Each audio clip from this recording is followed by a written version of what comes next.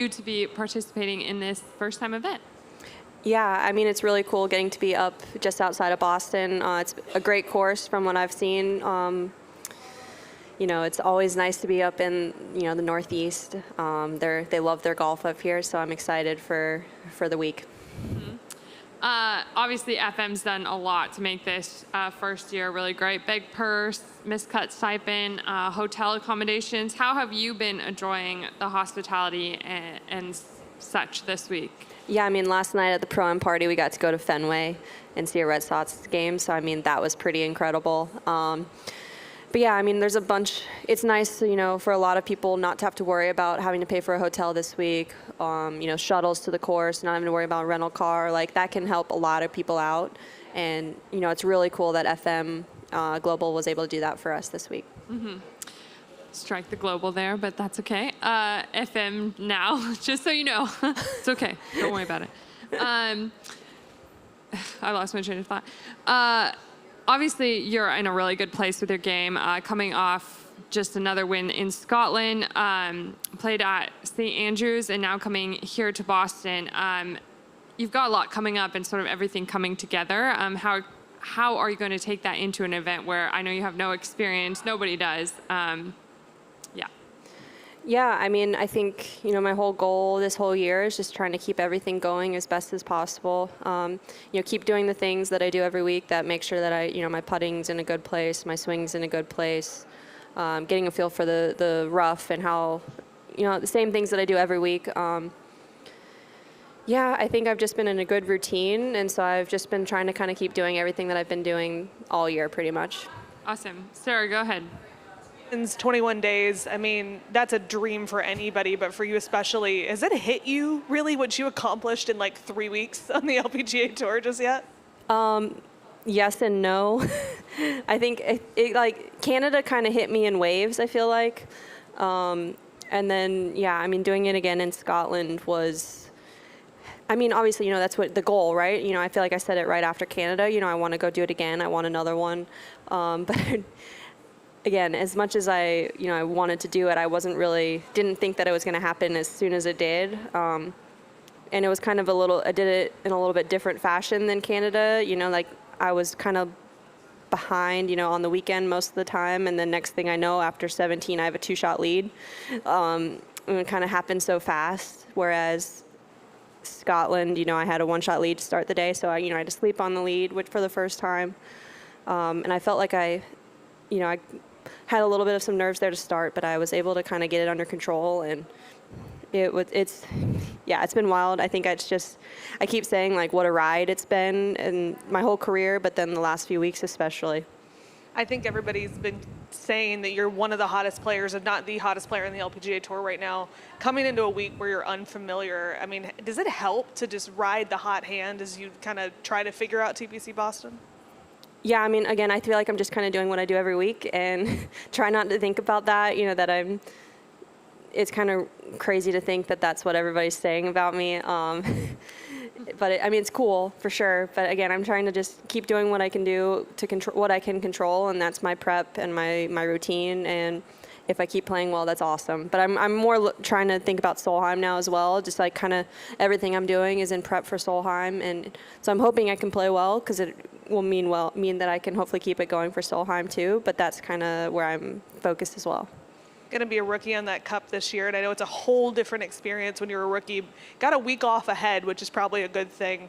What are you doing to really get yourself ready, maybe mentally off the golf course, mentally on the golf course, to tackle your first Solheim Cup?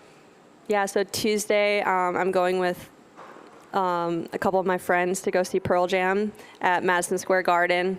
And then I'm throwing out the first pitch at the Norfolk Tides, which is like the AAA team where I'm from, which is pretty wild as well. But I'm really excited to go see Pearl Jam. I've never been to Madison Square Garden, so it's going to be an incredible concert. I'm so excited. I wish I could go see them again on Thursday, but I kind of got to go get ready for Solheim. So my caddy Terry is going to be coming up for the first pitch, and so then we're going to kind of practice Friday, Saturday, Sunday in prep. Have you picked anybody's brain that you know has been in that first tee environment, knows what it's like to be a rookie in a Solheim Cup? Have you asked anybody anything so far, and have anybody given you really good advice? Terry's given me some good advice. You know, I kind of told him probably a couple months ago, once I was really, or probably right before Canada even, like when I kind of had a good feeling that I was probably going to be on the team. I didn't know at that time, but like that's what I'm really like was worried about. Like that first tee shot, I've heard how nervous you can be and the adrenaline and this and that. And so he kind of gave me some good advice about what Annika did to get ready for Colonial and teeing off in the PGA Tour event that she did. And so that's kind of what I've been trying to focus on. Basically, it's just routine. Make sure your routine is spot on. Don't change a thing given the conditions, and you should be able to hit a good shot. I could ask another one. Being in Virginia, even, I mean, how excited are you just to be there, be in front of a hometown crowd? I mean, and that doesn't happen very often in Solheim Cups, to be able to play in front of a hometown crowd. How much more special does it going to make that moment that you are in front of all these people that that you can relate to being a Virginian? Yeah, I think I saw a stat that the last time it happened was in like 1998, which is kind of wild that someone played at Solheim in their home state.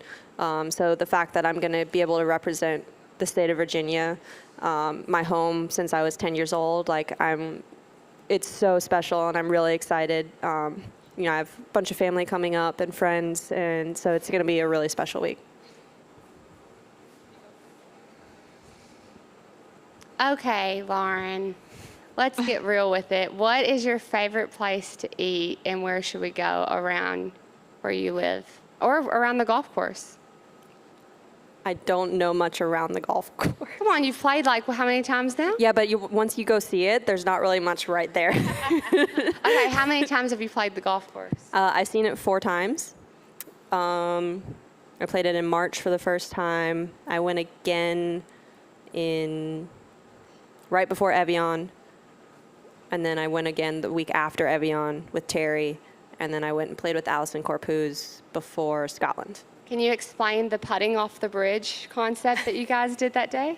Yeah, so when I played in March, I played with a former UVA football player and a UVA alum, and who's a member. And he said that that's like the kind of the thing to do when you bring a guest out, is to kind of see if you can get from one side of the bridge to the other and keep it on the concrete on the other side and not get into the wood chips. And when I did it in March, I did it. And so I was like, Allison, we got to go do it. And so we went and tried it. Neither of us got to the other side. It stayed on the bridge, but we didn't hit it hard enough. Is there anybody that you're really looking forward to maybe playing with in the Solheim Cup potentially? Yeah, I don't really know who I would be getting paired with, but I mean, Lexi or Nelly would be pretty awesome. I mean, but I think anybody really. I'm just very excited. Sarah's a really good friend of mine, so getting to play with Sarah would be pretty cool. You know, we played college golf together and have known each other for a long time, so that would be pretty special. But I mean, I'm ready to play with anybody. You chatted about a lot of friends and family are going to come out and watch, and I know you have a great relationship with a lot of professional athletes. Is there anyone that's going to come watch that we're going to have to heckle a little bit that is a known name? I don't think so. Is there? No. I think Fat Perez Fat Perez, come on. might be coming because he's down there. Or I think that's the only one that I've heard of potentially, but I don't know if anybody else is. Just to bring it back to the FM Championship, looking the goals for the week. What are you looking for from here? Yeah, it's my first week with another caddy, and so I think just trying to get in a good rhythm with him is going to be my biggest thing. And then, yeah, I mean, playing well, obviously, but that could mean a lot of different things. I'm just trying to make sure my swing's good after hitting in the wind for the last 2 weeks, like crazy wind for the last 2 weeks. I think I've done a pretty good job of getting my swing back to normal. So, yeah, I think that's my main thing, just making sure I can get my swing, and hopefully I make some putts. Emma, any more? All right. That was easy. Easy peasy. Thank you, Lauren. All right, y'all. I didn't know if there was like where Emma. We're gonna do a Lexi workout. We should have like a